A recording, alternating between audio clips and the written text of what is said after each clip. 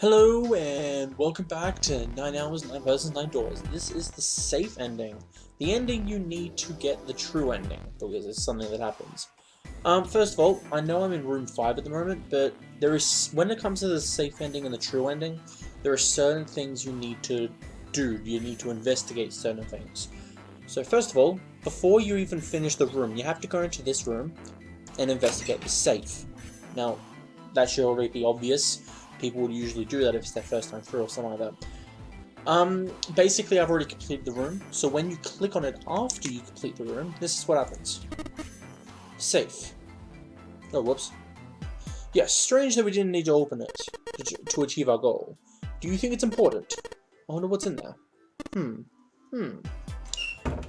So, yeah, that's basically all that happens. But it's important to investigate it, because even though they don't say much, it becomes vital later on. So, I'll be right back with the next thing. And I'm back.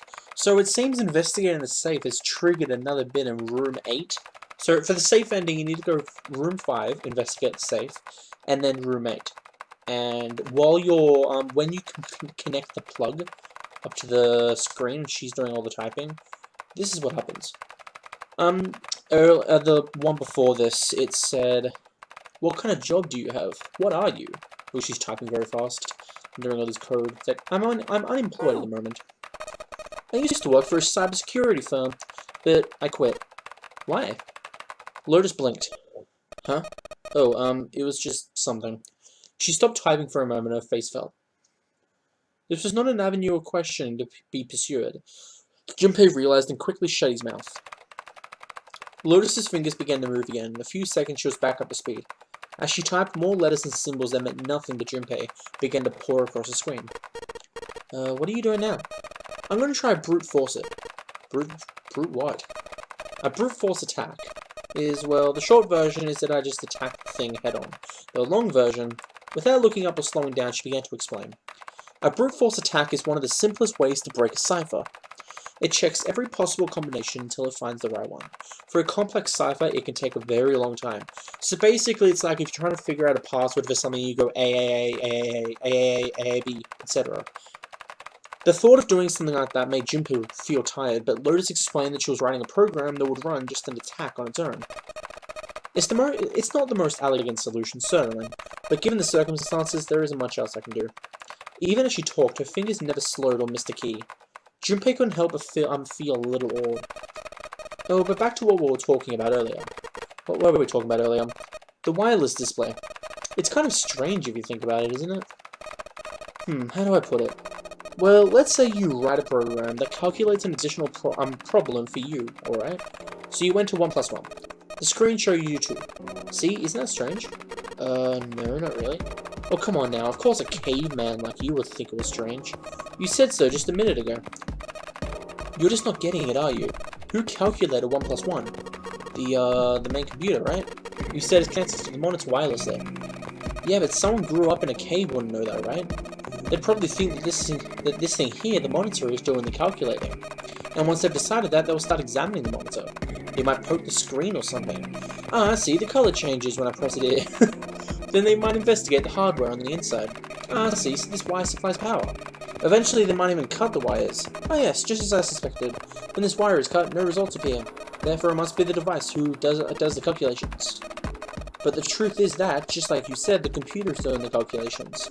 But these cave people wouldn't know that, because they have no idea what the monitor and the computer are connected, wirelessly. Lotus continued to type. Junpei scratched his head. So, what are you trying to say? Nothing, really. It's just, I thought maybe, what if the relationship between human beings and our brains are like that? Huh? Well, let's say you stick a bunch of electrodes into part of the brain. A scientist examining the signals they send out might say, "Interesting, so stimulating this part of the brain causes the person to see colors. That must mean this neuron cluster controls that function. Okay, let's see what happens when I cut out this part. Ah, just what I thought. Cutting off this part causes that function to cease. Therefore, human thought processes must occur in the human brain. You get it? It's just like this monitor. Maybe the brain is just an output device like this monitor. Maybe our thought processes actually occur somewhere else in the main body. We just don't know it. We never even think about it. Just like those cave people want to know about wireless communication. We can't imagine there's some unknown medium that transfers information into our brains when we experience that information as thoughts. Junpei didn't say anything. Not so much because he had no retort. No, her arguments just seemed silly, and he was a little surprised to be hearing something like it from someone like her.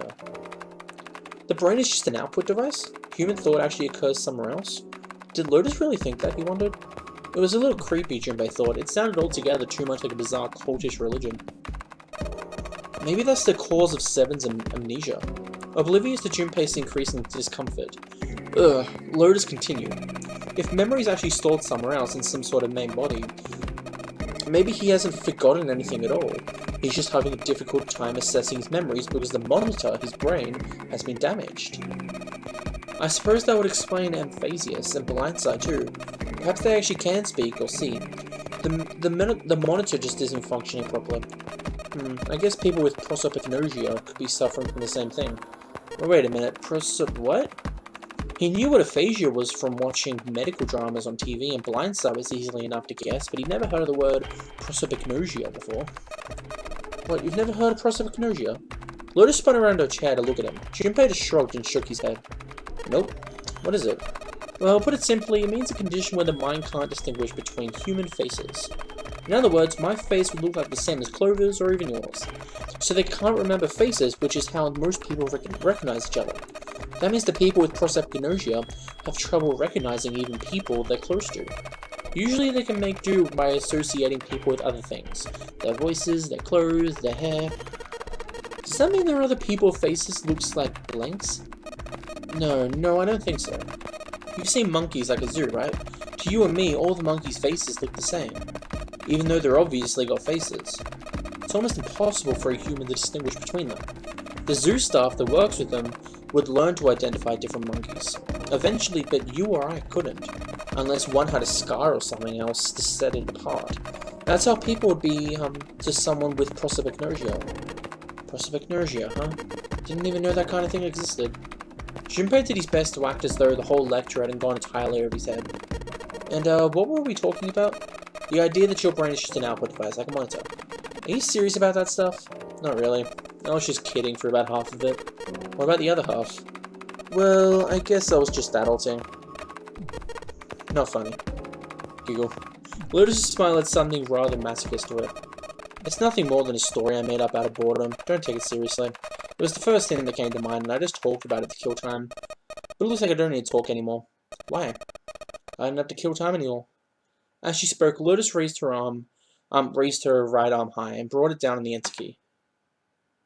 Program took only seconds to analyze the system. Chunks of text flickered on and off in quick succession, and then a line of numbers appeared, blinked, and disappeared. The screen cleared, and all that was left was the word accepted. Piece of cake. Lotus would clearly have patted herself in the back if it would not have made her look entirely ridiculous. After a few seconds, the accepted disappeared to be replaced with 9 squares arranged in a 3x3 square. What the hell is that? No idea. It looks like a puzzle. Suddenly, Lotus stood up. Yep, that's the end of that. So, yeah, I'll see you guys in the next part. Here's another part. Basically, after you, so you get safe, you talk to Lotus about that prosopagnosia. You find the key after you put in the square things in the puzzle after that, right after that. And then Clover asks you to join her. Remember in the last time we did this, how she said, "Oh, it's nothing," and walked away? She wants to actually ask you something this time. Junpei, you went in the door fire with my brother, right? Did you hear him say, anything weird? Why is she asking me this, Junpei wondered. The more he thought about it, however, the more it made sense. Snake had been gone for a long time. Clover was quite attached to her brother. Of course she would have been worried about him. He thought back to when he'd done through door 5, hoping he might remember something, even a small thing that might have helped her. However... Sorry, Clover. I can't really think of anything. I mean, he did mention that his hearing exceeds that of a regular person, or something like that, but that's about it. Okay. Clover's words were barely audible. She nodded vaguely to Junpei and turned to walk away. Hey, wait a minute. Look, I don't know if I should ask you things, but if you don't mind, I was hoping you could tell me if, is Snake, was he born? You're talking about his eyes? Yeah. No. He wasn't born blind. When he was a kid, he got in an accident. A really bad car accident.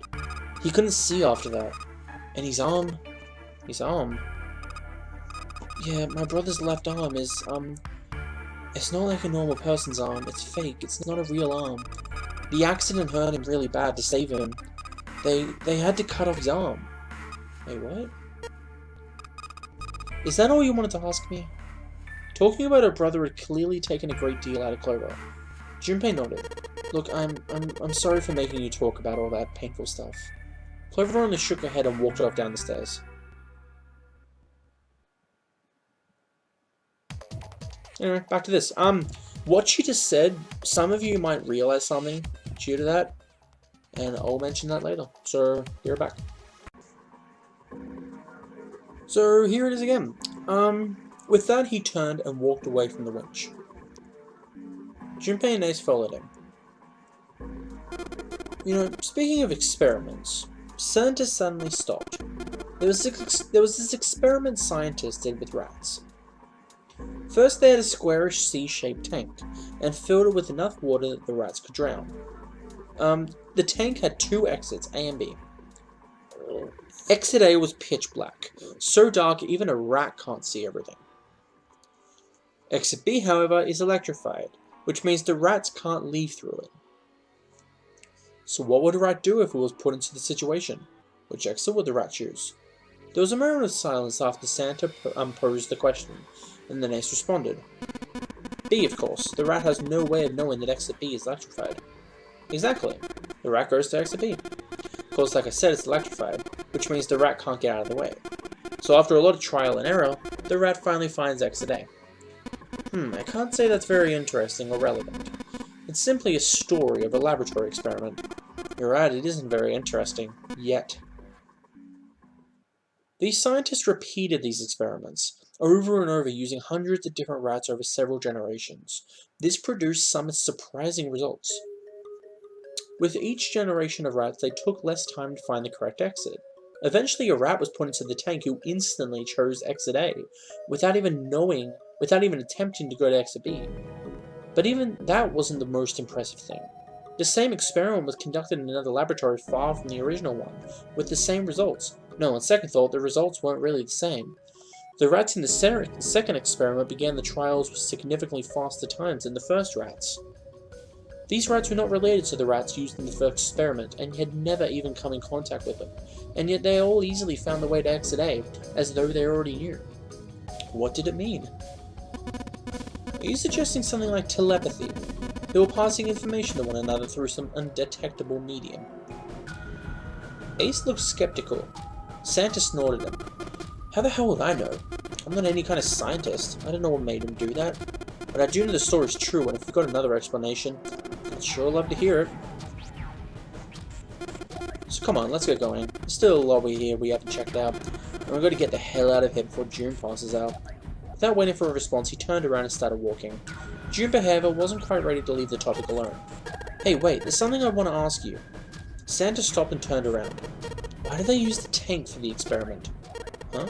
Well, I mean, it seems like you conduct the same experiment without the water. They could have used a dry box, you know. If they needed to motivate the rats to escape, they could have, I don't know, put some bait by exit B or something. I mean, do they really have to make it so the rats can drown? Santa gave a grim bark of a laugh. You know the word emergency comes from the same root as the word emerge? You ever think about that? Well, an emergency is something urgent, often something dangerous, and to emerge means to sort of come out or appear or arise out of something else. So what's going to emerge in an emergency? Inspiration. Inspiration? Yeah, think about it. When the chips are down, either you crack or your mind focuses and pulls out what you need. So in an emergency, your real potential emerges. Is that what you're saying? Yeah. That's why the rats had to drown. They had to be in danger. There had to be an emergency for inspiration to emerge. Junpei suddenly felt cold. The back of his head was aching and his stomach felt strange. Well then. See you in the next part.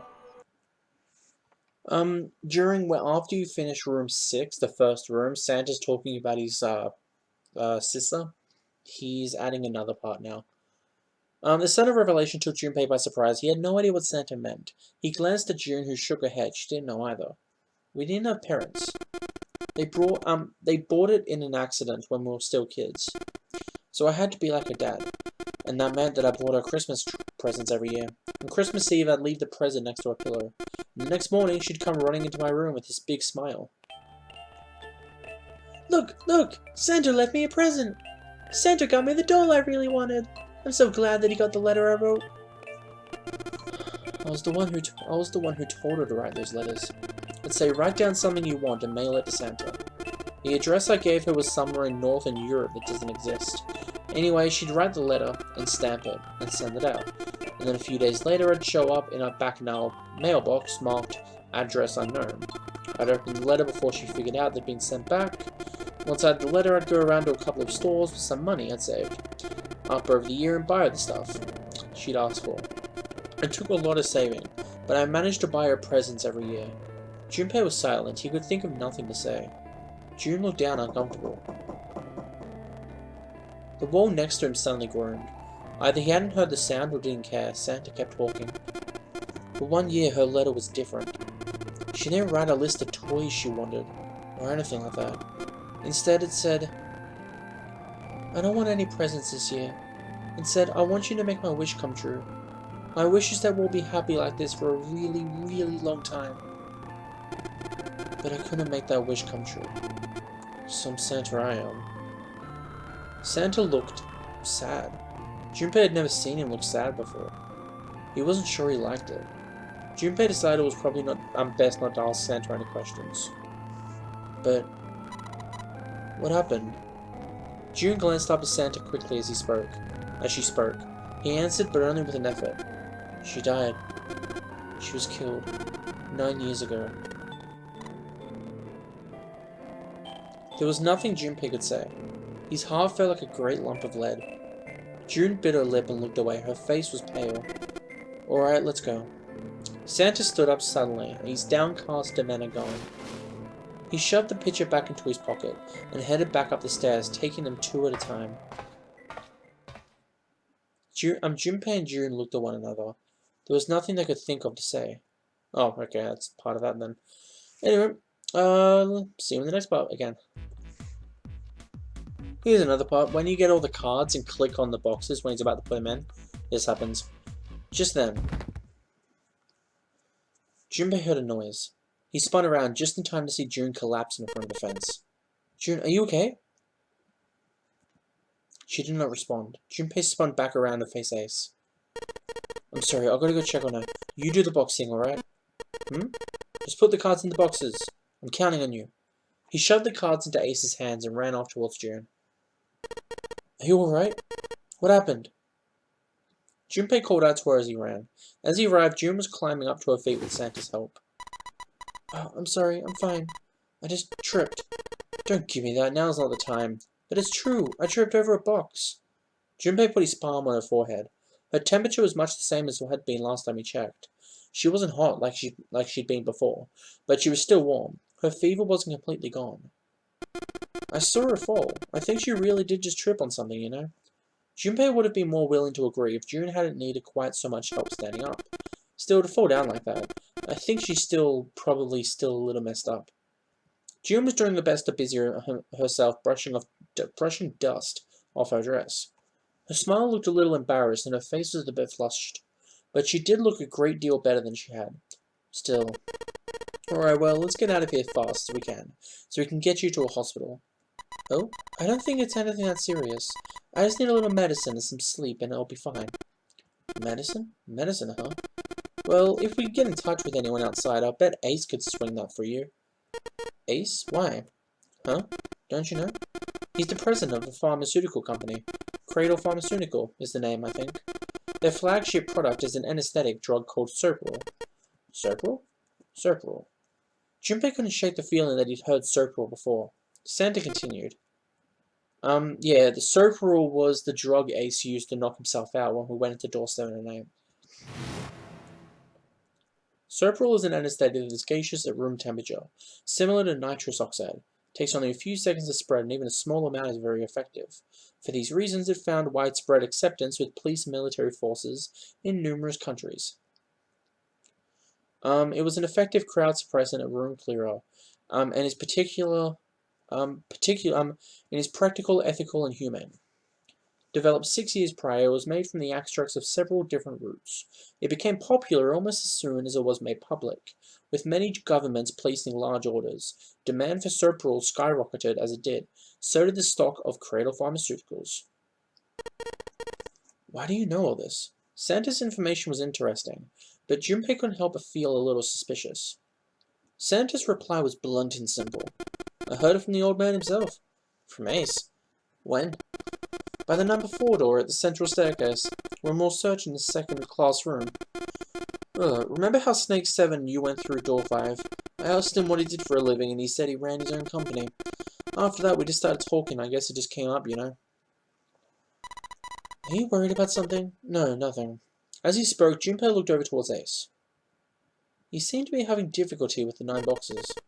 What the hell is he doing? He turned back to June and Santa. June, don't push yourself, alright? Yes, Santa, could you take care of her? Sure. He gave them both a short nod and turned and headed towards Ace. What are you doing? Ace's back was to him, and as Junpei approached, the older man turned around to look at him. His face was pale and covered in sweat. What happened? Nothing. My vision has gone rather blurry. I think perhaps because of fatigue. I can't see very well at the moment. What can't you see well? These pictures. Ace held the cards out to Junpei, splayed out in the shape of a fan. I don't care to admit it, but I may be developing presbyopia. Growing old is a difficult thing. He made the best attempt he could at a self-deprecating smile, but his face was flushed and his lips were pale and drawn. At any rate, I'll leave the rest to you. I'm feeling awfully tired, so if you don't mind, I'd like to rest for a bit. He shoved the cards into Junpei's hands and walked quickly away. Junpei looked at him quizzically.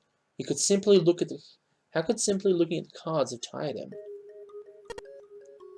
Junpei looked down at the cards in his hands. All of the pictures were quite clear, and each person easily recognizable. Was Ace's vision truly so bad? But if it wasn't, what had made him so uncomfortable? That was when Junpei remembered what he'd heard from Lotus much earlier. Prosopagnosia. Well, put simply, means a condition where the mind can't distinguish between human faces. In other words, my face would look the same as Clover's or even yours. So they can't remember faces, which is the most people recognize each other. That means the people with prosopagnosia have trouble recognizing even people they were close to. Maybe he's got prosopagnosia. Junpei took another look at Ace. He sat at the base of the stairs, looking quite depressed. It was reasonable, of course, that he'd felt that way. If he really did have prosopagnosia, there was no doubt it was depressing and painfully experienced. So Junpei didn't feel like patting him on the shoulder and telling him everything would be alright. Would help that much. Still, Junpei felt perhaps it was best to keep Ace's condition to himself, at least for the time being. Oh well, doing his best to clear his mind for the task at hand, he turned back towards the boxes. It was time to solve the puzzle of the 9 boxes. Yep. Anyway, is there anything else? Nope. Good. And welcome back again. This will be the last pause, by the way. I finally finished door 1, and this is basically where the safe ending finally starts. Junpei and June ran to the large hospital room together. As quickly as they could, they searched around and under the beds and in the corners. She's not here. No, she isn't. Alright, just in case, we should go take a look in the shower room. Shower room? That's where her brother is. She might have gone to see him. June bit her lip. She knew as Junpei did that there was only one thing to see in the shower room, and it wasn't pleasant. Well, we might as well check, right? Let's go. There was a screwdriver stuck between the door and the frame. Junpei and June slipped through the door and moved down the hallway and stepped to the shower.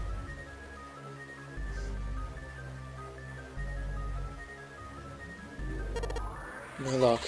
Yeah, I don't think she's here. June's voice was faint, and she placed her hands over her mouth. Her face looked like a little green.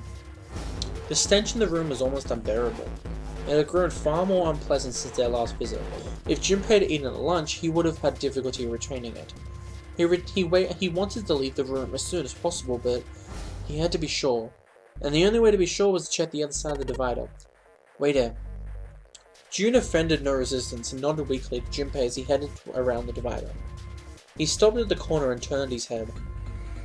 As he'd expected, Clover was nowhere to be seen. The only thing on the left side of the divider was a dead body lying in a reddish-brown puddle of drying blood. There were many ways a man could die, but this? The skull was shattered and the head little more than a pulpy mass of brain.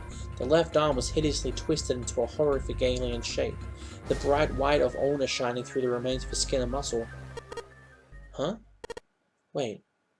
Bright white? Ulna? Bones?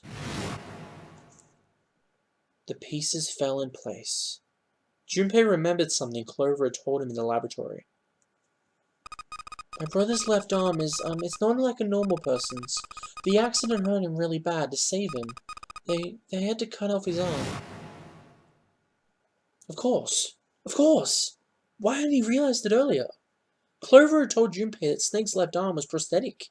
But the left arm of the corpse behind the divider was quite clearly a real human arm. Or at least it had been once. That meant the corpse...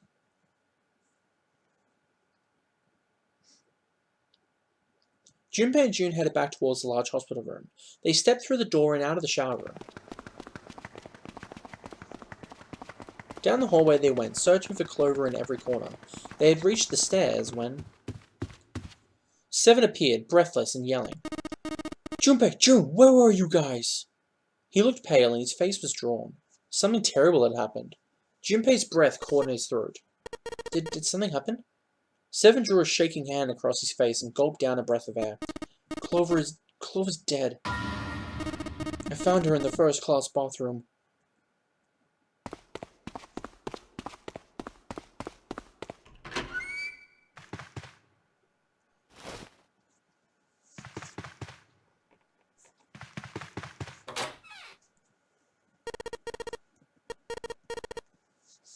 All sound ceased for Junpei. The world was an empty and muffled expanse.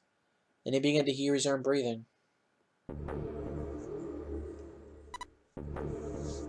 June's mouth moved, but he heard nothing. She tried once more and then her energy was gone and she collapsed against the wall. How could he have helped her? He could have helped her, but he hadn't, and now she was dead.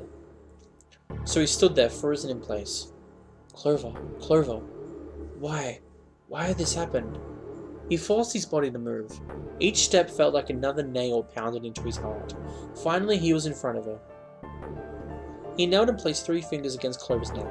No pulse, no breath. But she was still warm, and her eyes were closed peacefully. It would have been easy to think she was asleep. Easy, that is, were it not for the slowly expanding puddle of blood beneath her. He traced its source to her back, a gash just beneath her shoulder blade. Was the weapon a knife, perhaps? If it was a knife, the killer had taken it when they left. When he closed his eyes, he saw Clover's smile. Her innocent smile. Her energy. He would have never seen her smile again. He could have done something. He could have helped her. His stomach twisted itself into a sickening knot. Junpei lifted a limp June from the floor and carried her from the bathroom.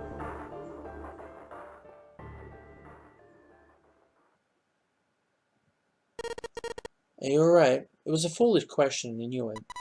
Yes, I think so. Her voice was weak. The fever had gone down, but the emotional scars she received were not likely to recede as quickly. Junpei laid his hand on her shoulder, and they walked back to the bedroom. You should get some rest. He lowered June until she was sitting against the bed. She nodded once and stared at the floor. There were 4 others in the room. Ace, Lotus, Santa, and Seven. They all stared at nothing, their faces drawn and tired. After a while, they drifted into the bathroom to see Clover's corpse himself. Once everyone was back in the bedroom, Junpei walked slowly to the center of it and looked around as their slumped figures gathered there. Who was the first to find the body? Me. Seven spoke from behind Junpei. He turned around. Seven's hand was up. Why'd you come to this room? To look for Clover. Why else? I found her body in the bathroom. As soon as I did, I ran outside. I got to the top of the stairs by the casino and yelled as loud as I could. Hey, guys, I found her, but it's bad. She's in the bathroom in the first-class cabin. Come quick. Or something like that. Then I went back to the bathroom. Ace, Santa, and Lotus showed up real soon after that. But I guess you two hadn't heard me or something because you didn't show. So I took off down the stairs to look for you. After that, I mean, you know the rest, right? Junpei nodded and closed his eyes. There was one more thing he needed to ask. Seven, there's one more thing I'm worried about. What's that? When we finished all the puzzles in this room and got the door open, you stuck one of those plates in between the door and the frame. Why'd you do that? Come on, didn't I already tell you that? I did it so the door wouldn't lock, so we could come back to this room. Oh, you think I did it? Well, I don't know. It kind of depends on what you say, doesn't it? Seven sighed and shook his head. Follow me. There were two doors standing next to one another. He opened the one on the right. A safe. Behind the door was a closet. Seven stepped inside. He stood in front of one of the shelves that filled it and gestured towards a small box. The box was a small metal cube. He looked at Junpei. This is the reason. This safe. We couldn't open it when we were getting through this room. I figured there might be something pretty important in it. I couldn't stop thinking about it. Besides, I figured eventually we might figure out what the numbers are for the safe. And if we did, I didn't want to screw around with door 5 again. So I put that plate into the accident so we could get back in the way. So we could get back in that way. You get it now? Junpei nodded and looked at the safe. He grabbed the handle and shook it. Nothing happened. It was as locked as it had been when Seven tried. There was one change, however. Just underneath the safe was a pile of fine reddish-brown powder. Rust. Junpei stared at it for a moment. Had someone opened the safe, dislodging the rust? Junpei left the closet. Seven followed him back to the bedroom. It was cold and quiet. No one spoke. They sat frozen in place by shock and grief and fatigue. The room felt tiny and oppressive, and the thick metallic smell of blood filled the room. Junpei turned and headed for the living room. Anything to get out of there. Was there something with a clue, perhaps? Anything that might lead him to whoever stepped clover? He took his time and examined the room carefully. His eyes caught on the door. The door that led to the passageway of door number 5. Beyond that door was the dead body of the 9th man. Maybe I should have another look at it, just in case. Quietly, he pushed open the door. The smell hit him like a blow to the face. His lungs contracted, unwilling to inhale such fetid air. Acid boiled up from the base of his stomach, churning what little food was there into a violent froth. It was too much for him, and he vomited. A thin stream of yellow water and bile spattered onto the floor. He wiped his mouth weakly and stared at the dead body. Chunks of torn flesh lay in an arc around the body. What remained of its intestines had slid out onto the floor. The pool of blood that framed it was half dry, but so thick that it had taken on a texture not unlike that of an egg yolk prepared sunny side up. On the floor next to the broken mass of the man's head lay his glasses. Cracks spitted across the lenses. The bloodstains near them had already dried like scabs on the floor. That was when he noticed. It's gone. His bracelet. It's gone. It had been there when Junpei had gone through door 5 before. He was sure of it. Right next to the glasses. But now... it was gone. The number 9 bracelet was gone. But why? Had someone taken it? He was turning it over and over in his mind when he heard Seven's voice. Huh? Where'd Junpei go? It had drifted out of him from the living room. Junpei walked slowly out of the hallway. Oh, there you are. Were you looking for something in the hallway? Seven looked up as Junpei entered the room. Did you find something? He thought for a moment before he responded. No, nothing. Technically, it wasn't a lie. He hadn't found anything in a way. In fact, that was the problem. Something he'd expected to find hadn't been there. The 9th man's bracelet. What's up? Oh, well, I wanted you to take a look at something. What is it? Seven led Junpei back to the bathroom. As Clover's corpse came into view, he felt his heart flip and then fall to the bottom of his stomach. Something between a sigh and a groan escaped his lips. What was it you wanted to show me? His voice was hollow and empty. I searched Clover's body again. I found this.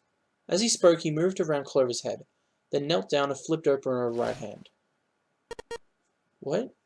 She was holding a piece of paper. I hadn't actually looked at it yet. Didn't want to disturb the crime scene, you know. Basic stuff. Well, I did borrow one thing. He wasn't sure what that meant, but it likely didn't matter. The paper was more important. He picked it up and carefully opened it. There were 2 sentences written on it. Truth had gone, truth had gone, truth had gone. Now the truth is asleep in the darkness of the sinister hand. What is this? Some kind of secret code? Seven peered over Junpei's shoulder at the note. Junpei stepped away from Clover's body and into the living room. He began to pace, attempting to decode the note. The first clue was likely the phrase sinister hand. Sinister hand means left hand. Sinister was a term used heraldry that meant to the left of the bearer of a coat of arms. The left hand. The left hand. What did the left hand mean? Junpei looked at his own left arm. At the bracelet on his wrist. Did the darkness of the sinister hand have something to do with the bracelet? He examined the bracelet closely. There were 2 protrusions on the other side of the face. The left and right sides of the face. Left and right, right and left. Truth is gone. Truth gone. It sounded funny. What did it mean? Truth gone. Maybe those 2 words. What else could they mean? What else could gone and truth mean? Truth, of course, meant something that was correct, something that was fact. In other words, something that was right. It would follow then that gone meant left. After all, after someone left, they were gone. In this case, however, they clearly referred to the directional homonyms. So that means truth equals right, gone equals left. That seemed to make sense. Junpei looked at the bracelet again. At the 2 protrusions in the left or the right faces. Junpei pressed them in the following order. Right, left, right, left, right, left.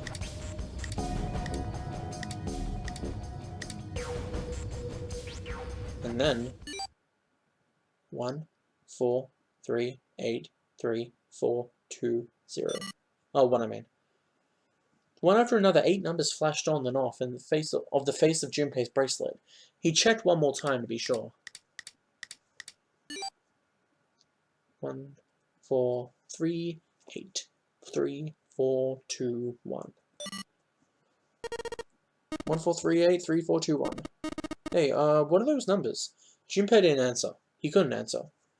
He had no idea what they were either. Besides, he was sure he would forget the numbers and the order they came in if he said anything. Muttering the numbers to himself over and over, Junpei headed towards the bedroom. 1, 4, 3, 8, 3, 4, 2, 1. 1, 4, 3, 8, 3, 4, 2, 1. 1, 4, 3, 8, 3, 4, 2, 1. 1, 4, 3, 8, 3, 4, 2, 1. Before long, he found himself in front of the safe again. Its lock was the only device he could think of that required a sequence of numbers such as the ones he just discovered. Besides, someone had opened the safe at least once already. Had Clover come to the bedroom to open it? Junpei slowly dialed the numbers the bracelet had given him. 1 to the right, 4 to the left, 3 to the right, 8 to the left, 3 to the right, 4 to the left, 2 to the right, 1 to the left. Finished. Junpei heard the same telltale sound of a lock opening. He grabbed the handle, took a deep breath, and pulled it up. Inside was a piece of paper. It was roughly the same size as the one Clover had been holding. Junpei picked it up. This was what it said. Fact. Number 1. The nonary game was played once before, 9 years ago. Fact number 2. The person with the number 2 bracelet attended the game 9 years ago. Fact number 3. It was planned by the following 4 people. Cradle Pharmaceutical CEO, Kentaro Hongo. Cradle Pharmaceutical Chief of Staff, Nagisa Nijisaki. Cradle Pharmaceutical R&D Supervisor, Teruaki Kuboto. Majority shareholder in Cradle Pharmaceutical, Kagejiko Masashido. I must punish them for the innocent lives they sacrificed. This is the only warning they will receive, that innocent souls might be saved. I now state the truth. 0. Junpei left the closet. There were 5 people waiting for him in the bedroom. Ace, Lotus, Santa, Seven, and June. He looked at each of them in turn and slowly placed his hands in his pocket. Sir, but do you think you could all come with me? Come with you? I want all of you to go to the big hospital room. Why? There's something I want to be sure of. What do you want to be sure of? I want to know if the person I suspect is really the culprit. Wait, then you're saying... Yeah. I think I've got it figured out. I know who killed Snake and Clover. The atmosphere in the room changed. Grief was suddenly gone, replaced by a tension like a strap of leather, stretched to its limits. 5 sets of eyes stared at Junpei. He pretended not to notice. Anyway, if you could all please move to the big hospital room. I'll explain everything as soon as we get there. Then, almost as if on cue, the bell rang. They all heard it. It was the bell from the clock in the main staircase.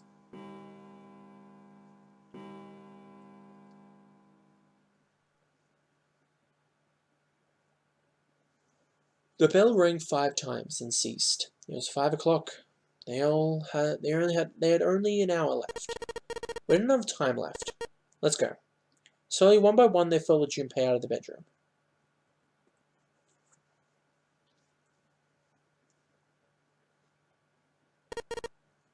Actually, before we get started, I was hoping you could do something for me. Junpei stood in front of the door 3 and then opened, and turned around. Ace, 7, and Lotus. Could you please place your palms on the red? Hang on, that would be 16th, that's 7. Huh? Why? If we need to get to the shower room, why don't we just... No, we're not going inside. Once you've authenticated, step away from the door. Why? Please just do it. Or perhaps you don't want to know who killed Snake and Clover. Junpei's implication was clear, and 7 understood perfectly. Fine. What about you, Ace? Lotus? Very well. Sure.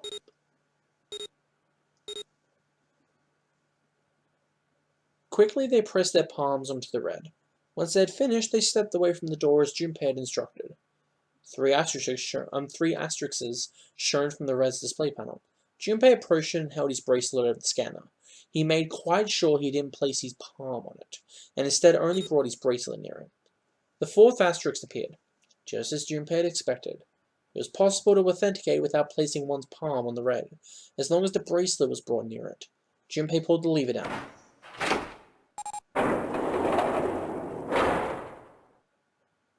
Door 3 opened like a hungry mouth. 9 long seconds passed. And the door shut, unfed. Junpei walked slowly back to the others, who were waiting some distance from the door, talking to one another. Santa and June had joined them as well. It looked as though they hadn't found the chance to break into the conversation yet. As Junpei approached, they turned and looked at him with curiosity plain on his face. Before long, the other 3 did as well. Clearly, they were all expecting some answers. Thanks. I appreciate your cooperation. Clearly, they'd hoped for some more forthcoming. He continued. By the way, Ace, would you mind if I asked you something? What is it? Do you know who I am?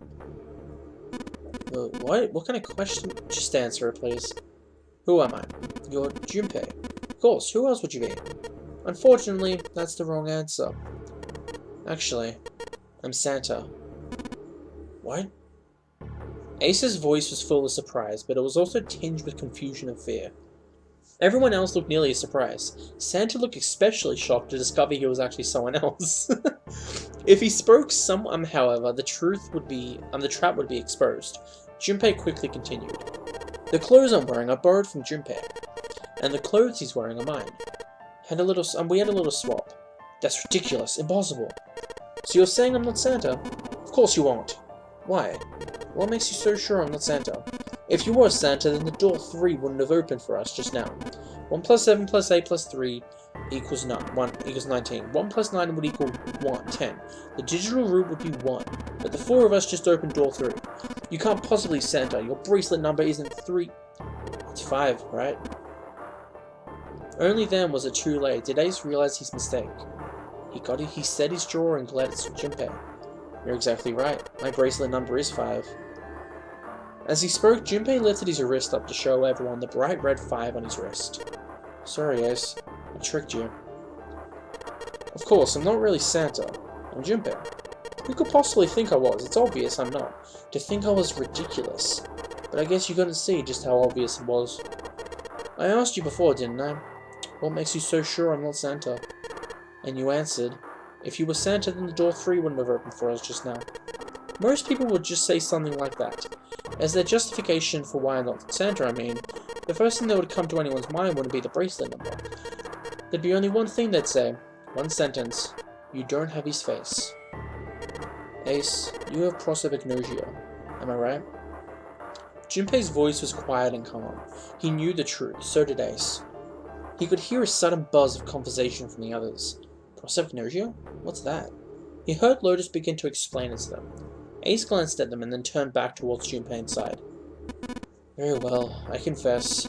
I have prosopagnosia. I cannot differentiate human faces. Is that what this is about? You want to mock me for my disorder? No, not at all. I'm not making fun of you at all. In fact, I feel kind of bad for you. No, the reason I brought this up is that there's an excellent chance the person who killed Snake has prosopagnosia. Ace's face tightened, his eyes narrowed. What do you mean? Junpei leaned casually against the iron piping of one of the beds. I'll just come right out with it. I think it was you, Ace, who killed him. Junpei was suddenly very aware of 5 pairs of eyes on him. He had their undivided attention now.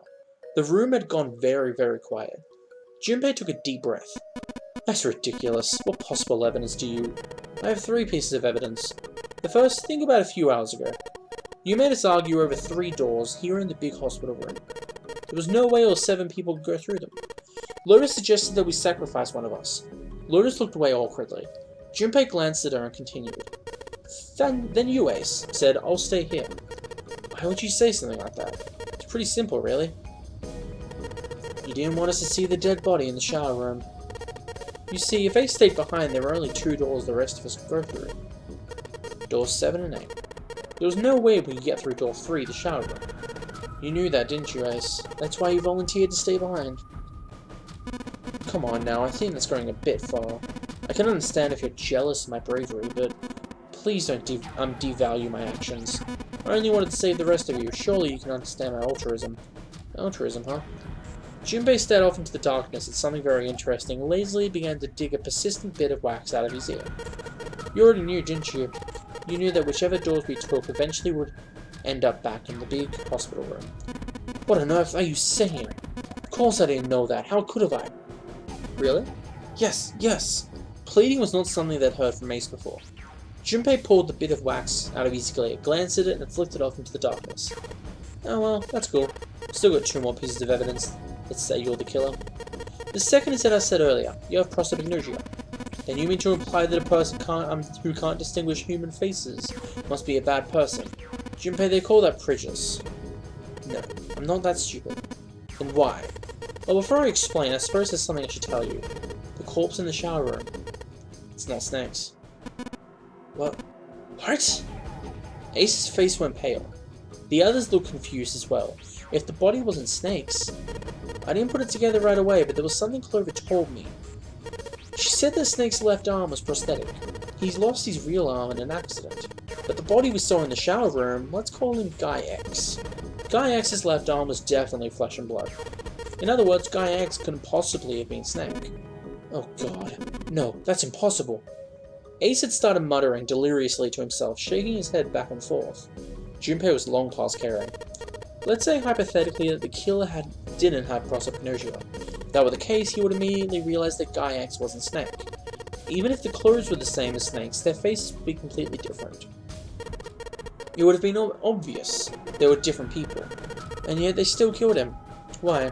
Why would they kill a stranger who'd only just shown up?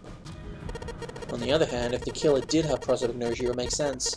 They thought Guy X was Snake and killed him. Wait just a moment. Let's say you're right and I mistook Guy X for Snake. Even if I did, I wouldn't have no motive to kill him. I don't want to kill Snake. I think of at least 2 motives. One, Snake knew about your past. If he ever revealed what he knew, that would have really been bad for you. You really didn't want that to happen, so to make sure Snake's mouth stayed shut, you killed him. 2. Snake had a grudge against you. You knew that, or at least you could have easily assumed he did. Even without exposing your identity, he was a threat to you. You never knew when you might be attacked. You couldn't even let your guard down. Every moment was a moment he might try something. You didn't want that kind of danger hanging over you.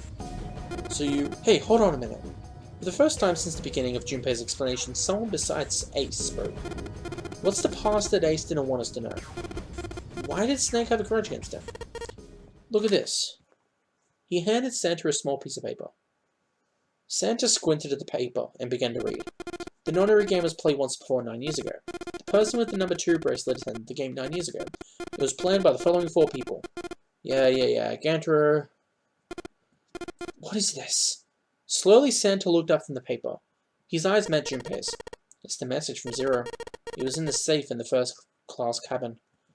Then suddenly... Give me a break. Ace's face was red and shaking, and his voice was full of fury tinged with desperation. That paper is a lie. Someone is trying to frame me. Me? You said me, right? Junpei's eyes narrowed, and the trap began to close. Ace inhaled sharply. His eyes flickered off of Junpei to something, anything else. Wouldn't that mean that you're admitting you're Hongo, the CEO of Cradle Pharmaceutical? Or am I mistaken? It was as though a switch had been flipped. The color drained from Ace's face as he realized what he'd done. His eyes went wide. Very well, I admit that much. I'm certainly the CEO of Cradle Pharmaceutical, Gentaro Hongo. So what if I am? I don't know anything about this nonary game that supposedly took place 9 years ago. Everything on that scrap of paper is bullshit. Someone is trying to set me up, you see. First of all, Ace stammered as he tried desperately to work himself to a more tenable position. Junpei, you're claiming I did this all by myself. To think that over, alright? How could I have killed Snake all by myself? Not Snake, it was Guy X. I don't care who it was. You said the killer put this man into door 3, right? Yeah, maybe. Then I couldn't have possibly done that alone. I couldn't have opened door 3 with only myself and Guy X. No, you could have. What? Ace's face was tight and his teeth were clenched. Junpei fixed with a level stare. The trap was about to close. Actually, Ace, when you were unconscious, I took something from you. Remember when you were injected with anesthetic and fell asleep in the big hospital room? Yeah, back then. I took this. Junpei put his hand into his pocket. No, you couldn't have! Ace's right hand moved. Junpei smiled. I got you, Ace. Your right hand there tells me all I need to know. You want to tell me what you were so worried about? What's in your pocket? It's the number 9 bracelet, isn't it? Ace, Guy X, and the 9th man's bracelet? That was all you needed to open door 3. 1 plus 2 plus 9 equals 12. 1 plus 2 equals 3. That's how you killed Guy X all by yourself. All you needed was the number 9 bracelet in your chest pocket. Ace lowered his hand from where it had stopped, halfway to his pocket. He looked down at the floor, his face hidden from Junpei. All he could see was the corner of Ace's mouth twitching like a dying fish. If you want to play innocent, that's fine by me. Go ahead, tell me I don't have the bracelet if that's what you want to do. But if you could take off your clothes and hand it to me, I'd really appreciate that. Otherwise, we'll have to take it by force. Right, Seven? Yeah, it'd be my pleasure. Seven cracked his knuckles with a sound like gunfire.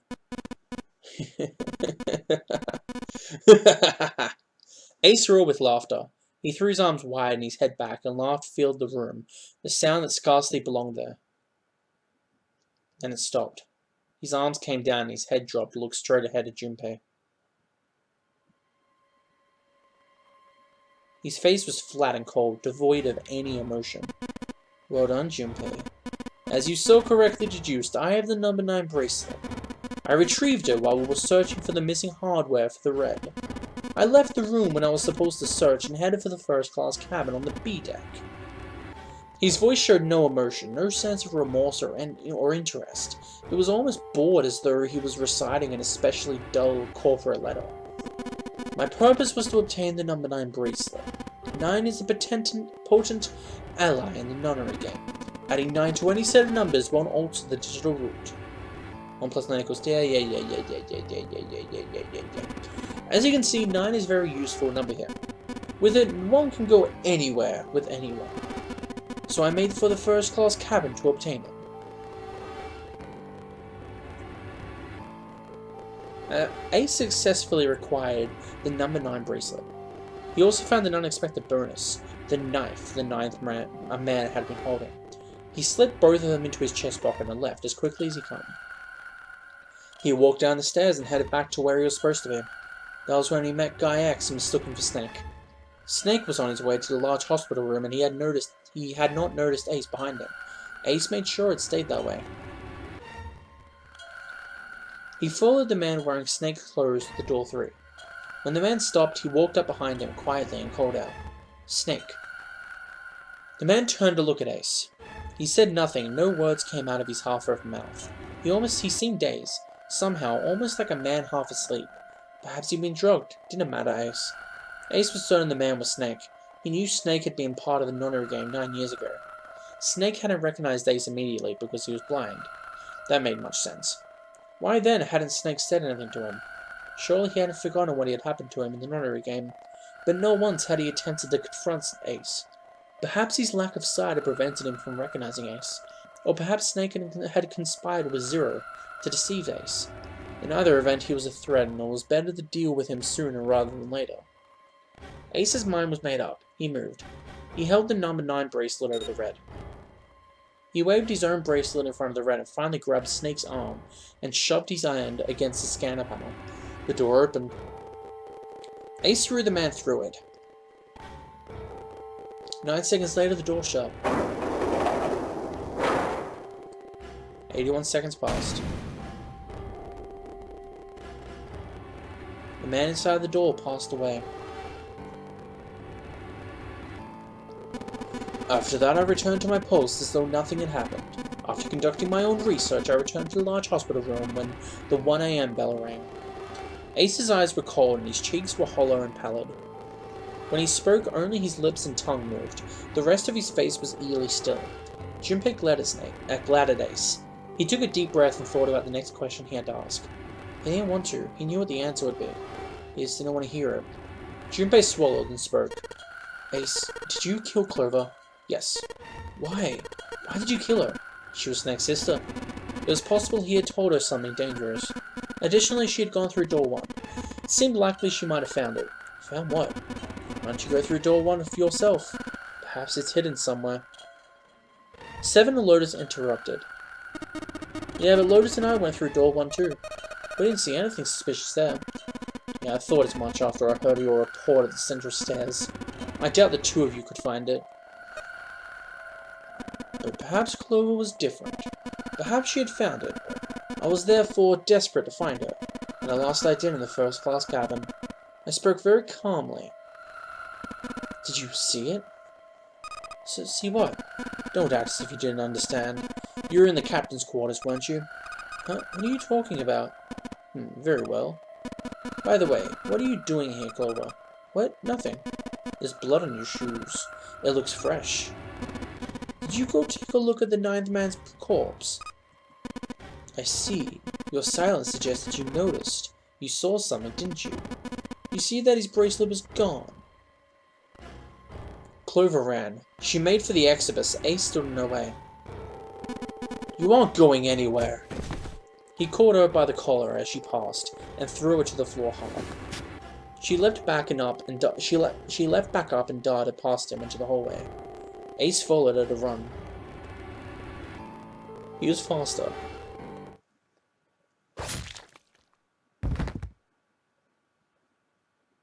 Poor Clover. That was how I killed Clover.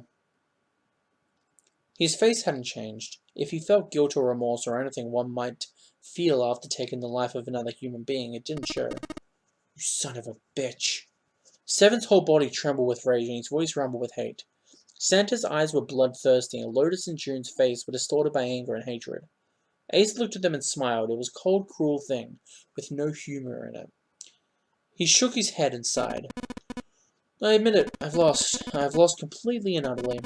But don't misunderstand, Junpei. I didn't lose to you. I lost to Zero, not you. I'm rather disgusted with myself for falling into such a simple trap. It was a trap and made no mistake. I was trapped and manipulated by Zero. The man I killed in the shower room. If he wasn't Snake, then I have no idea who he is. But he was wearing Snake's clothes, and that was no coincidence. He had also been injected with something that reduced his cognition and prevented him from identifying himself or resisting me. And we can't forget the components that were removed from the red before we arrived. I have no doubt that Zero planned all of this. Zero made sure I would kill the man. It follows, of course, that Zero knew everything I would do. That I would try to take the number 9 bracelet. That I would try to kill Snake. Everything. Suddenly, Junpei remembered the paper he'd found in the safe. He remembered the last words Zero had written on it. I must punish them for the innocent lives they sacrificed. This is the only warning they will receive. That innocent souls might be saved. I now state the truth. 0. And he remembered other words he'd heard from Clover. I think 0 is one of us. One by one, Junpei looked at the other 5 people standing in front of him. Ace, Santa, June, 7, Lotus. 0 is one of us. No, Junpei paused. There was one more other person. Snake. It was clear now that the man who died in the shower room was not Snake. That meant Snake was almost certainly still alive. Perhaps Snake was 0. Perhaps Snake had made Guy X wear his clothes so that he would appear to be dead. Where was Snake now? Perhaps he was somewhere laughing at them. If he was 0, surely he had lied about many things. Was he watching them?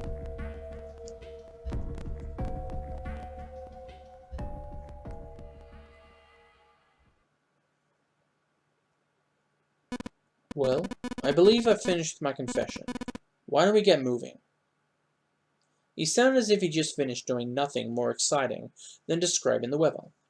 For Santa, it was the last straw. What the hell is this shit? You aren't going anywhere, you son of a bitch. We're gonna leave your ass here to rot. Why? Because I killed Clover? That's ridiculous.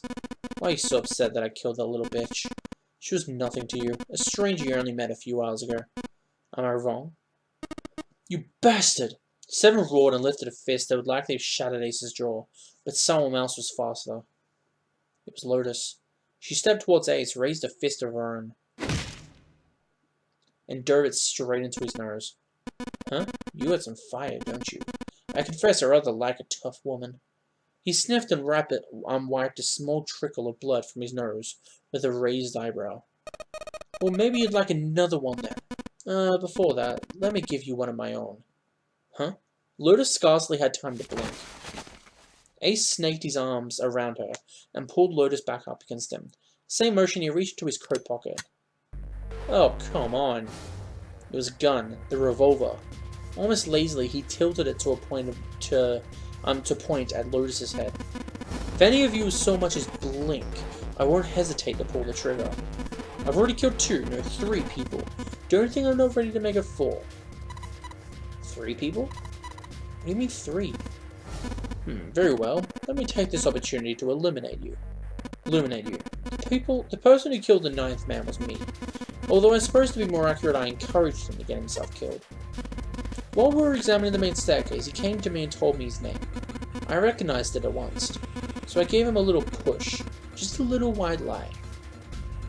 It seems the settings for the dead were altered. Now it only requires a single person to deactivate the detonator in the bracelet. Investigate what's beyond door 5. We will meet again. Okay, have a good one, guys. I'm going off ahead now. Well then. Shit! Why isn't it opening? God damn it!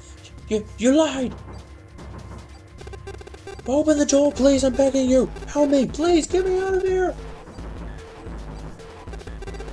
Oh my god, there's no time left! Listen, I was lied to! He lied to me! He put me in it! It was him! He killed me! It was him!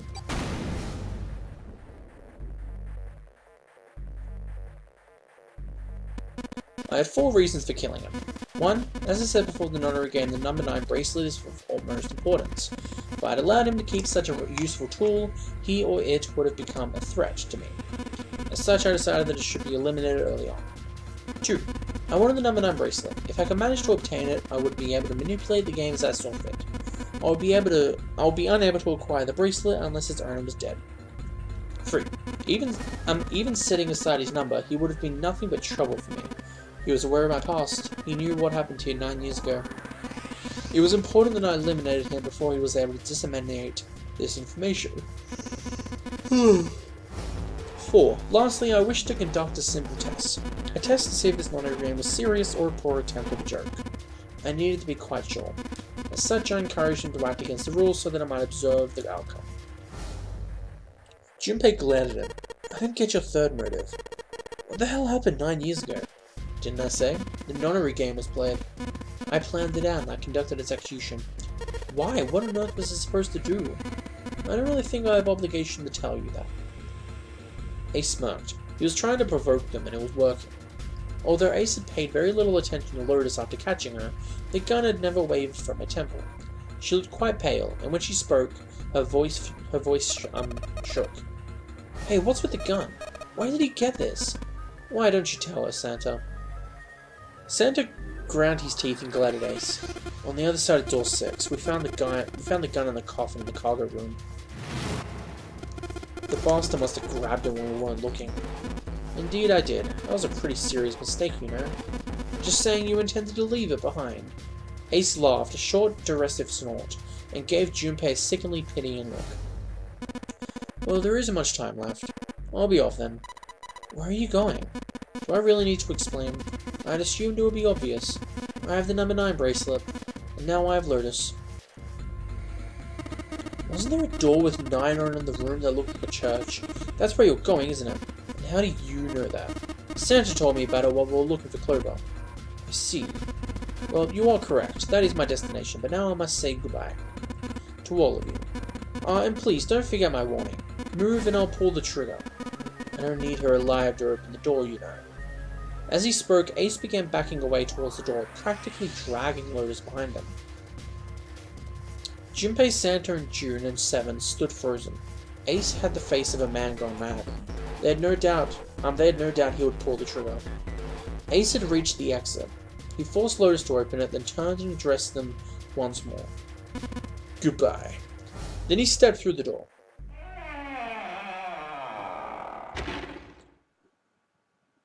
It fell shut. In the blink of an eye, they were gone. Sorry. As soon as Ace and Lotus were gone, Junpei and the others leapt for the door in pursuit of Ace, but as Junpei laid his hand on the doorknob, there was a noise behind him. He looked over his shoulder. June was kneeling on the floor, breathing heavily. Hey, June, what happened? Are you alright? Santa ran to June and wrapped his arm around her before she could collapse all the way. Jesus, you're burning up. Your fever's back. Are you alright? June's fever had returned again for no apparent reason. Her eyes were watery and her eyelids drooped. Her breath came in dry, shallow gasps. I'm okay. Really, I'm fine. You should be worrying about Lotus. She was breathing hard now, and she could barely summon the strength to talk. Junpei was torn. He couldn't leave June alone in the state she was in. But every moment they waited, Ace was farther away. Lotus's life was in his hands. What was Junpei supposed to do? June's eyes drifted to Junpei's. She managed to muster a weak smile. Jumpy, don't worry about me. I just need a little rest. I'll be fine. Don't you remember? I just needed to rest a little bit last time. So please save Lotus. Think about what Ace has already done, Junpei. When he's already got what he needs from Lotus, you really think he's gonna let her just walk away? God damn it. You guys go on ahead. As soon as June starts feeling better, we'll follow you. Go! Junpei looked at June. She nodded once. She couldn't manage much more. But it was all the confirmation Junpei needed. His resolve was set. Alright, come on, Seven, we're going after Ace. Hell yeah! Santa, you take good care of June. I'm trusting you. Santa nodded. Junpei turned before he had a chance to change his mind, and started running towards the door. He could hear Seven's heavy footsteps behind him. Let's go. Junpei and Seven exploded into the hallway, their feet pounding the metal floor.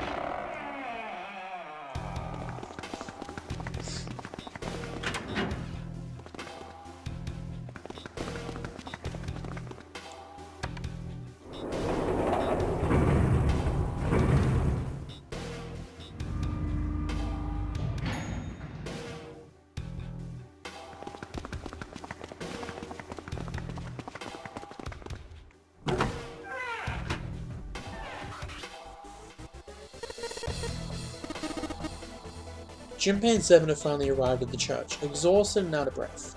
As their lungs struggled to catch their breath, their eyes frantically scanned the room. No sign of Ace or Lotus. You think they already went through? He reached up to wipe a palm full of sweat from his brow. Maybe. Even as he spoke, Junpei was already on his way to the larger of the number 9. He looked at the red. The display panel read vacant. He spun around and headed towards the smaller door. The red would tell him if Ace and Lotus had already moved to another room. Engaged. It's occupied. That means Ace and Lotus went through here. Yeah, it seems like it. Junpei and Seven stepped away from the door. They retreated to the center of the room and began to talk. What do we do now? Yeah, what should we do? Well, the big door is still vacant, but the two of us can't do anything with it. Yeah. First of all, our digital rule is not 9. Just then, as they were pondering about what to do next. What the hell? Alright, at the end of the knife ending, there was a knocking on the coffin. There was a noise like something hitting a thick wooden panel. Junpei looked up, surprised. Seven followed suit, his eyes jumping around the room, looking for the source of the sound. It wasn't long before they found the altar, or more precisely, what was on it. The coffin. Yeah. Let's open it. How? By force. I don't think that's gonna happen. Well, you never know till you try, right? The only necessity for success is the willingness to suffer 1,000 failures. Who said that? I forget. Anyway, we've got to try. Junpei and Seven leapt at the coffin. They grabbed hold of what purchase they could find and pulled. Damn it. See, didn't I tell you? If you could just pull it open, why would it have something like that? Seven pointed at a keypad on the side of the coffin. Right, so unless I put in the right passcode, it's not going to open. The noise hadn't stopped. In fact, as it continued, it only got louder and more forceful. What were they supposed to do, Junpei wondered. Was there some sort of clue somewhere?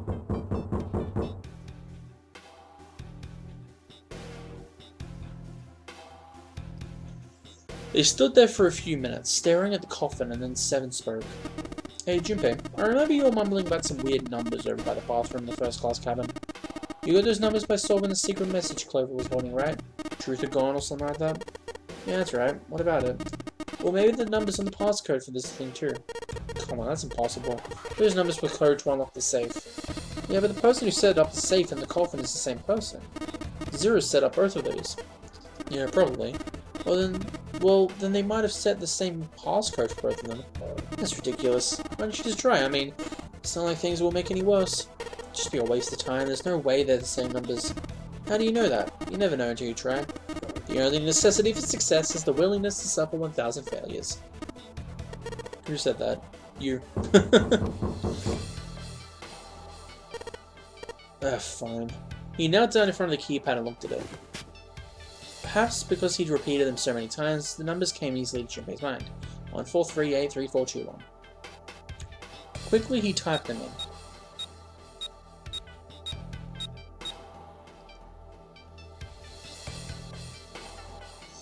It makes me wonder what they mean, because that's A, D, C, and then A, B, C, D, E, F, G, H. So A, D, C, H. Oh, wait. 14383421. Isn't that the answer for number 1 door? 0? Wait. No, it wasn't. They were a little... Oh, no, 34. I'm not even going to bother. Sorry. It took only a moment. You gotta be kidding me. There was a click. And with a heavy clunk, the lid of the coffin slid off into the floor. Someone sat up from inside. Snake! You... Why? It's Snake! Yay! Ah, those voices. Junpei and Seven, unless I'm mistaken. Where are the others? Are they elsewhere? Of course, there was no reason Snake would have known anything about where anyone else would be. Junpei and Seven looked at one another. There was a great deal that he needed to know. But... they had to tell him something, however, so they began to talk. Snake explained to them how he came to be locked in the coffin. Apparently been hit with some sort of knockout gas, and Junpei and Seven explained what had happened to the rest of them. There was one thing, however, that neither Seven or Junpei could bring themselves to say. That Ace had killed Clover. They feared that if Snake knew, he might well go insane. They decided as much by a look the moment Snake had climbed out of the coffin. Snake's story explained frustratingly little. Zero's true identity was a mystery, as were his intentions. Why had Zero put Guy X in Snake's clothes? If Zero had left a note for them to say the non-Ori game had been played 9 years ago before, was there some connection? Junpei put the question to Snake. His answer was less than illuminating. What were you talking about? I apologize, but I have no idea what you're saying. It seemed as though Snake was perhaps not being entirely honest, but that knowledge did Junpei and Seven little good. No matter how many times they asked, he insisted that he knew nothing. It was becoming clear that Snake wouldn't give in, and every second they spent asking him was a second wasted. Their time limit was fast approaching. Snake's release from the coffin had changed nothing, but they still needed to follow Ace as quickly as possible. They stood in silence, the overpowering atmosphere of the chapel almost stifling. Junpei, Seven, and Snake simply stood, at a loss for what they should do next. What do we do now? He glanced over at Snake's wrist. Sure enough, he could see the 2 on the bracelet on Snake's wrist. The 2 of us can't make a digital root of 9. Yeah, we'll just get 5. We're stuck here then. Oh, hey, I just remembered something. Seven began patting his pockets as if he were checking to see if any of them had held anything. What? What is it? I found something earlier. What did you find? This.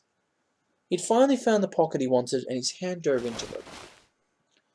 Seven pulled out something round and metal. A bracelet. There was no mistaking the number glowing at them from the face like a cartoon eye. Zero's bracelet.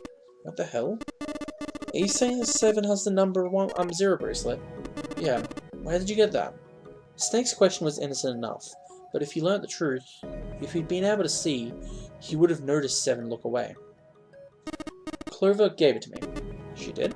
Yeah. How did she come by it? Well, she found it, see?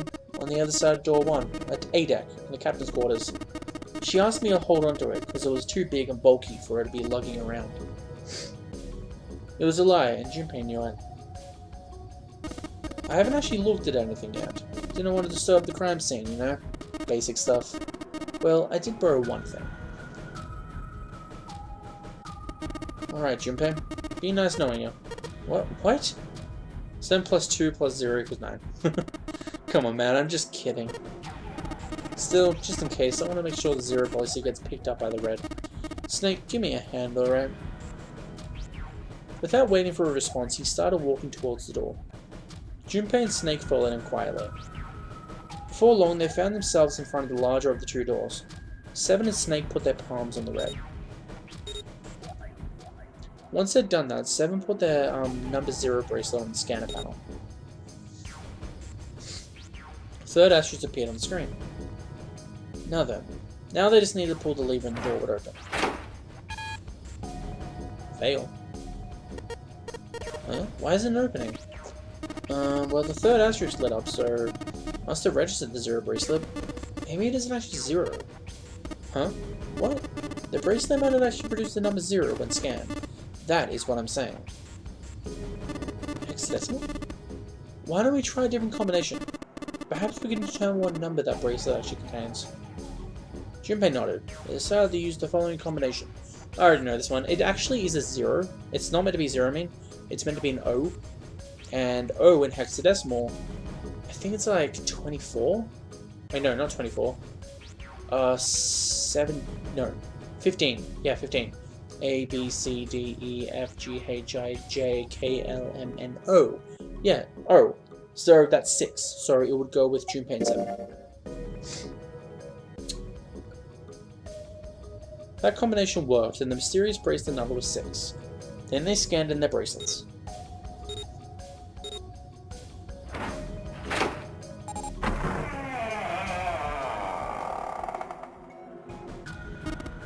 It opened. Yes, so it would seem. Seven clearly hadn't thought their experimentation would produce anything useful, and looked rather confused. Snake was, as usual, calm and smug. The door slid closed. Junpei's forehead furrowed as he thought. That meant the number for the mysterious bracelet was 6. But how could it be 6? The display on the bracelet clearly showed a 0. Suddenly, from somewhere far beneath them, they heard the crack of groan of tearing metal. With it came the sound of water pouring into parts of the ship they had, until recently, been dry. Oh man, that's not good. I guess our time's just about up, yeah. At any rate, we know now that the door can be opened. Let's go. But, Snake, are you sure? Yeah, you know, the only Junpei and I can go through this way. You needn't worry, I have a solution to this problem. My last resort. But if now is not the time for last resorts, then when? Last resort?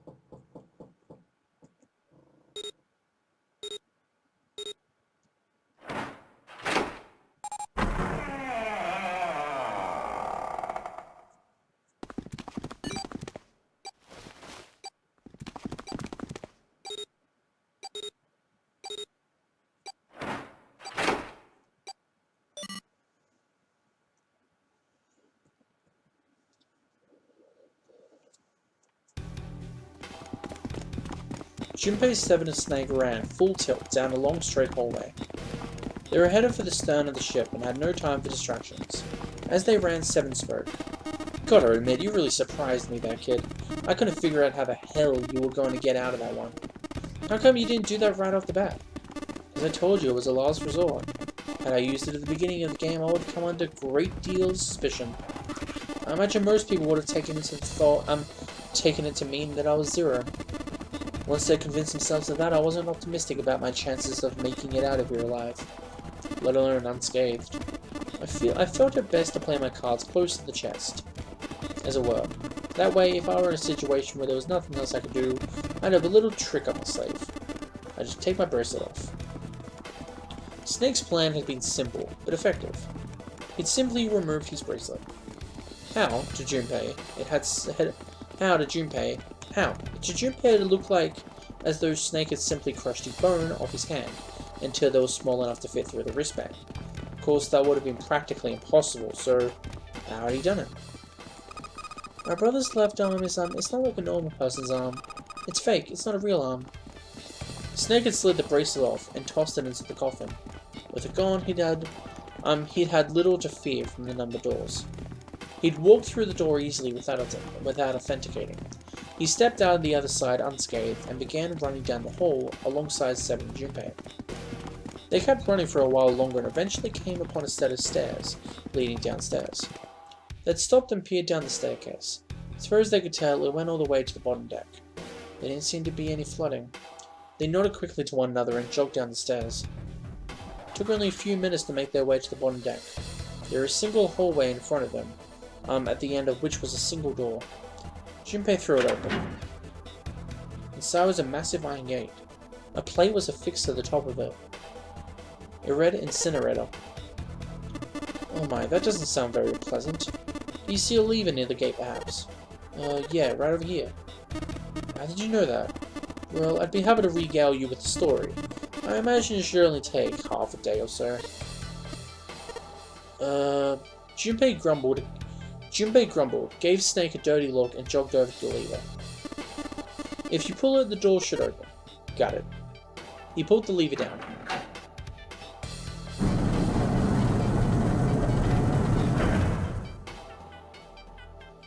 With the rumble of an ancient motor, the door opened. There was no need to hold back and no time to hesitate. They pushed their way inside.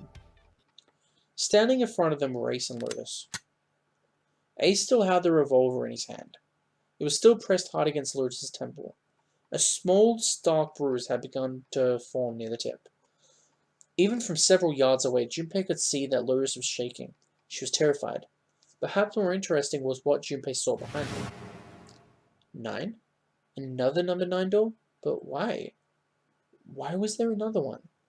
The door stopped Junpei in his tracks. It simply shouldn't have been there. As his brain finally began to consider why, the whine of a warning klaxon filled the air. Warning! Warning! Emergency incineration command has been acknowledged.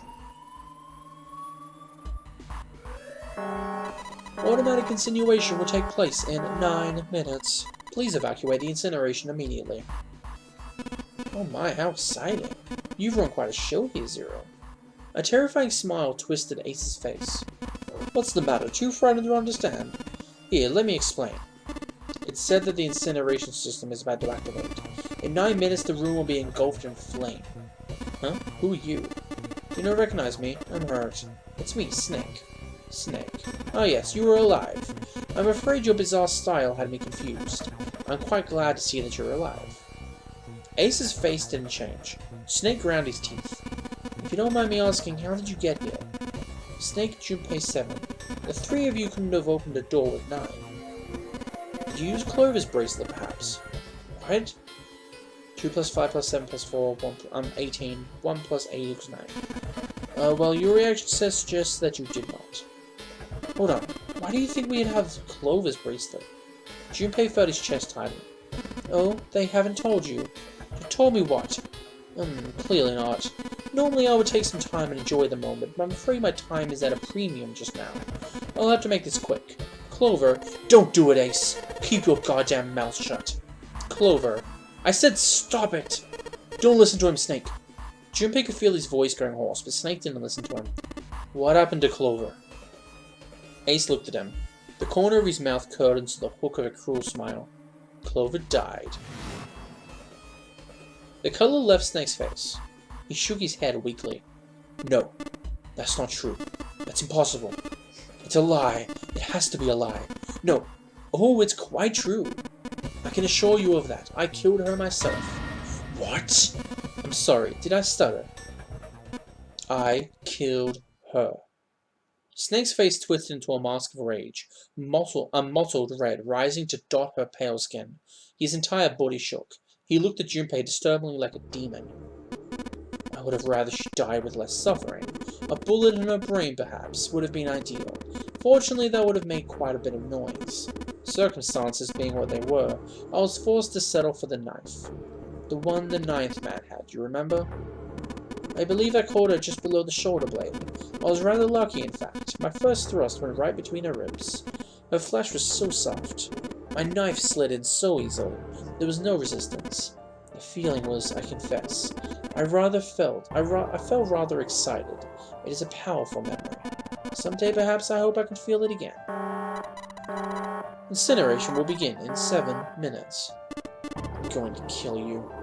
Snake's words were a guttural growl, barely audible. I'm sorry, what? I'm going to kill you. Oh, so you're going to kill me? Please do. Come now, I'm waiting. Don't do it. Don't listen to him, Snake. Stop it, kid. He's screwing with your head. Is there a problem? What are you waiting for, boy? Don't you want me to send you, to join your sister? Don't. Snake. Don't do it. But Snake could no longer hear them. Snake could no longer hear anything. Snake moved like a bolt of lightning. His scream echoed through the incineration chamber, full of rage and despair. Snake!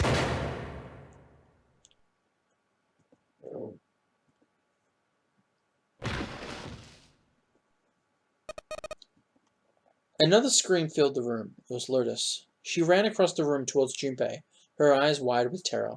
Snake's ill-fated attack had loosened Ace's grip on her, and she'd made a run for it. She reached 7 and Junpei and ducked behind them. Junpei could feel her fingers on his arms, tight enough to be painful, keeping him between her and Ace. Incineration will begin in 5 minutes. Give me the woman. He raised the gun. I need her. Without her bracelet, I will be unable to open this door.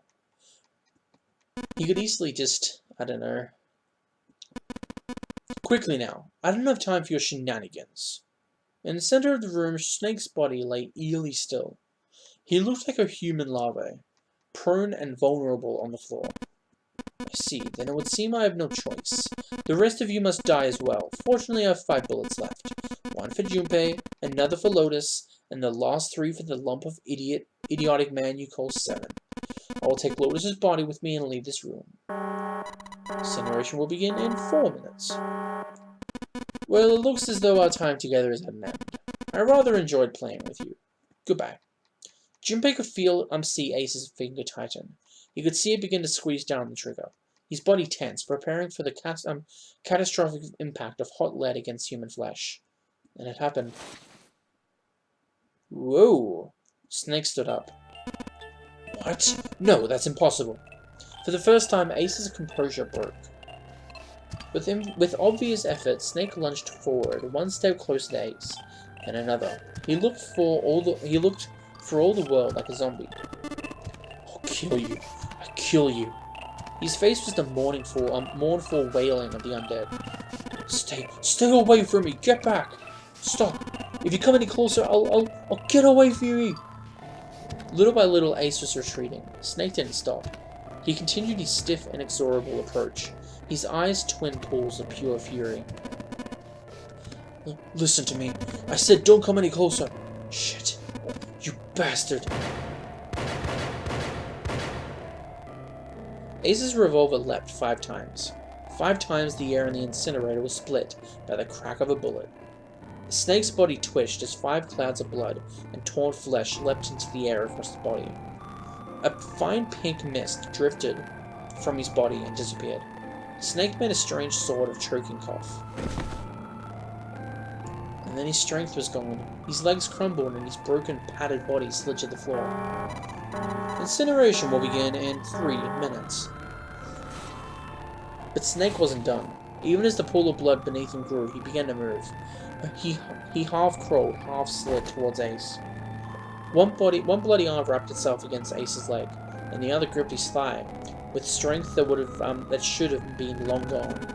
You son of a bitch! You're a monster! Get off of me! Let me go! Damn you!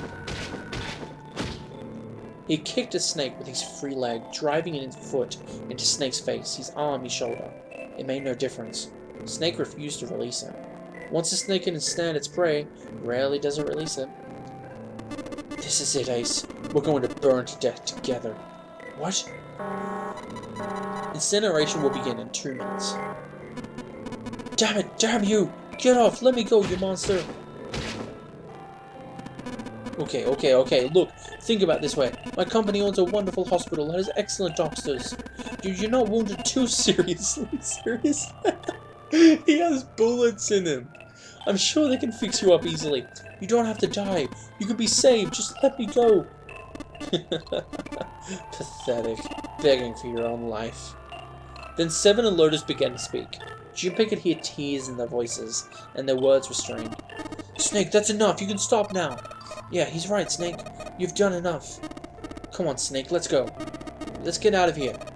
You have to wait. You have to come with us, or you have to leave together. Snake turned towards them. He coughed and blood splattered across the floor. Then he smiled a sad sort of smile. I apologize, but I'm afraid I can't do that. You'd best forget about me. You need to leave soon. I'm going to take him with me. Shut up! Be quiet! I couldn't save Clover. My sister died because of me. Perhaps this will begin to atone for that. Perhaps in the afterlife she could forgive me. Now go. Go now. You have to go. Incineration will begin in 1 minute. God damn it, shit, we're out of time. We have to go. 7 ran towards the exit. Lotus followed him. But Junpei couldn't move. There were white lines down Snake's cheek, where his tears had washed the blood away. He was broken, body and soul, and Junpei felt as though half of his own heart had been torn out. His eyes stung, and he tried desperately to swallow to clear the lump in his throat. Junpei, what are you doing? You have to get out of here! Junpei's chest tightened, pulled, taunt by anger, misery, and a cold feeling of emptiness. Pure emotion surged through his heart, alongside the torrent of blood.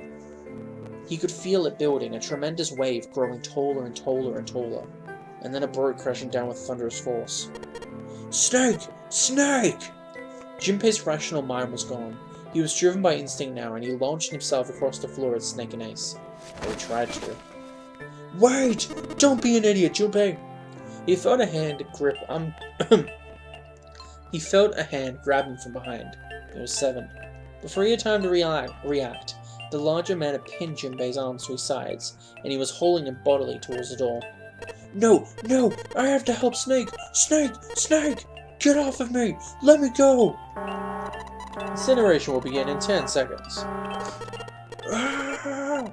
7. 6. Damn it, I don't have a choice, kid. Don't blame me for this, alright? 5. 4. 3. 2. 1. 0.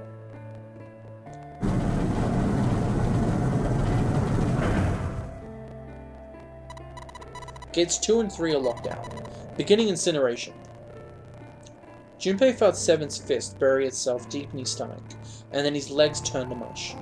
Seven scooped him up in the same position, in the same motion, and leapt through the door.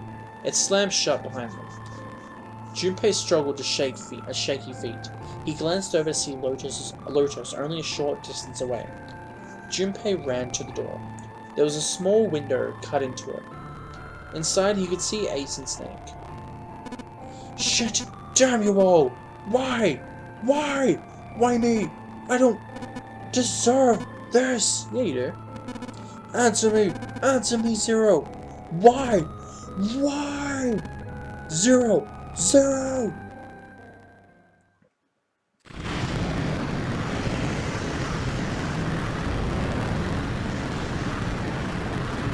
Zero!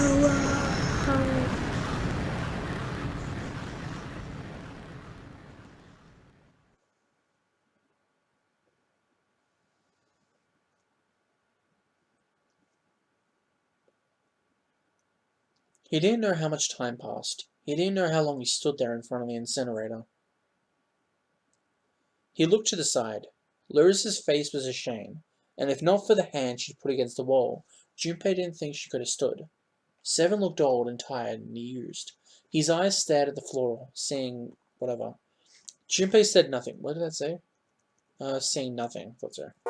Junpei said nothing. He simply began to walk towards the open door, and the hallway that had come down earlier. Hey, wait, Junpei! Junpei, where are you going? He blinked when their voices broke the silence. He stopped. You stay here. I'll go get Santa and June. You're gonna bring them here? How? Don't worry about that. Just stay here and wait. Alright? He began to walk again. He looked over his shoulder and watched Seven and Lotus grow smaller and smaller.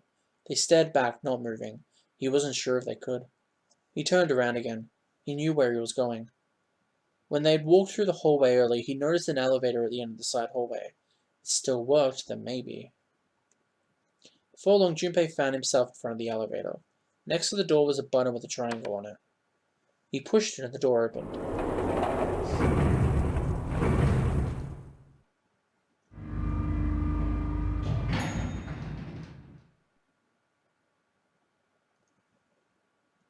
Junpei was in the large hospital room. June! Santa! He kept calling and walked to the center of the room.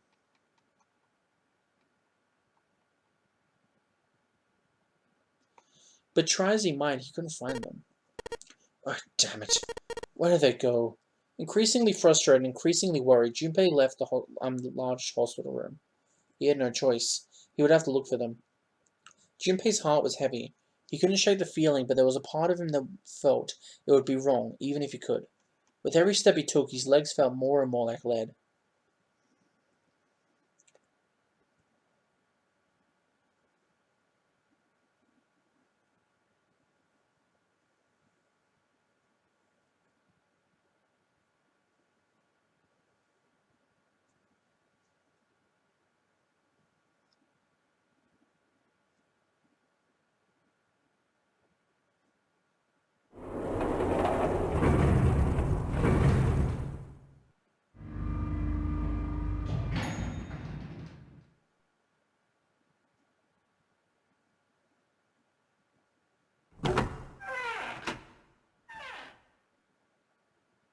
Sometime later, Junpei found himself at the chapel.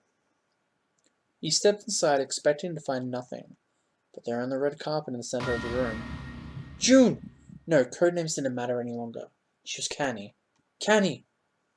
Junpei cried her name and ran. Like lightning, he ran across the room towards her. Oh man. Canny! He stumbled to a stop. As he looked down at her body, lying so still on the floor, he felt the icy grip of fear upon his heart. She was still, so very still. No, it couldn't be. It was impossible. Slowly, Junpei bent down towards her. His hands shook, and he felt very cold and very hot at the same time. He forced himself to look. Her back was moving. Slowly it rose and fell. Relief washed over him. Canny! Junpei reached down and gently, very gently, lifted her up. Are you alright? Jumpy. Her face was pale and her lips were dry and cracked. Her eyes were blank and cloudy. They stared straight at Junpei but saw nothing. Trembling, Junpei wrapped his arm around her back. She was cold, very cold. Junpei tried to convince himself that it was only his imagination, but she felt as though she were fading away. He could feel his heart pounding frantically in his chest. Oh man, Canny, what the hell happened to you? You feel? Jumpy. I'm sorry. Her voice was very faint. I might not make it. No way! No way am I gonna let you die. I'm gonna save you, I promise. Thank you, Jumpy. Thank you so much for everything. I was really happy to see you again, Jumpy. Really happy. Don't give me that old lost crap. You gotta see me again lots more times.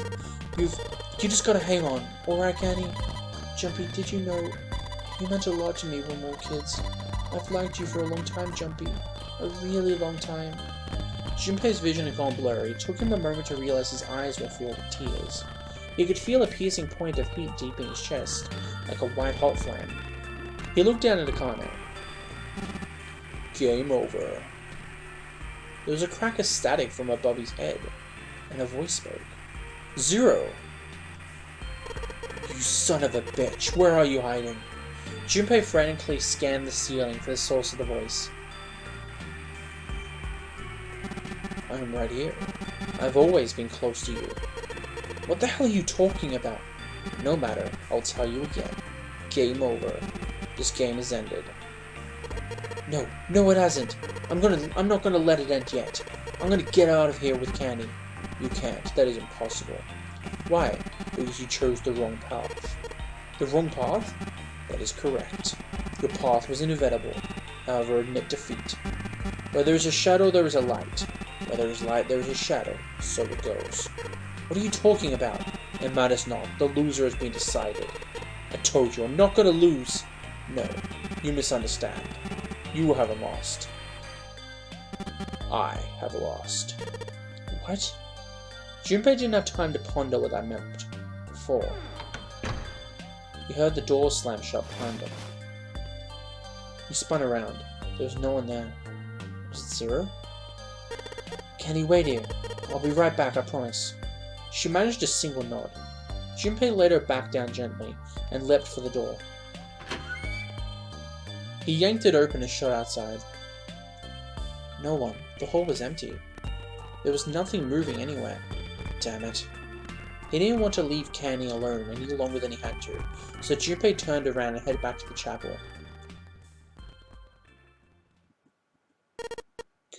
Canny? She wasn't there. She wasn't anywhere. She'd been lying there on the floor just moments before, and now she was gone. Oh god, no, where is she? Canny! Canny! Canny! Canny! His cries split the heavens themselves. He screamed until his voice gave out. Then he screamed some more. But there was nothing. No answer. His voice faded, and all that remained was a cold, unfilled silence. That was when he noticed it. A strange smell, once he smelled before. The smell of a peculiar white smoke. 9 seconds later, Junpei's mind winked out.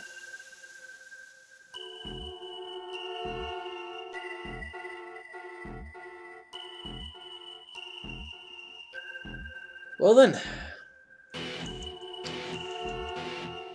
that was the safe ending. Now, this isn't really a spoiler, but the reason you need the safe ending is because you work out the password, and when you do the true ending, you run into the coffin, but in the true ending, since you didn't actually go through door 5, you don't work out about the safe. So, I will be explaining this in the true ending, it's just elaborate. But by working out the code in the safe ending, you work it out in the true ending. I won't explain how, it's just he works it out, even though he only worked it out in another timeline. So, yeah. Anyway, tomorrow, from when this video is posted, the true ending will be out. And if you're lucky, if I'm lucky actually, as well, maybe a new Zero's Time Dilemma episode will be out, because I will be buying that the same day I upload the last episode, the true ending. True ending will take a little while to record. I'll have to have the motivation and the energy to do it, but it will be about even though we won't be doing the rooms and everything, it'll be about 3 hours of gameplay. So it's gonna be interesting. I'll see you guys later then. See ya.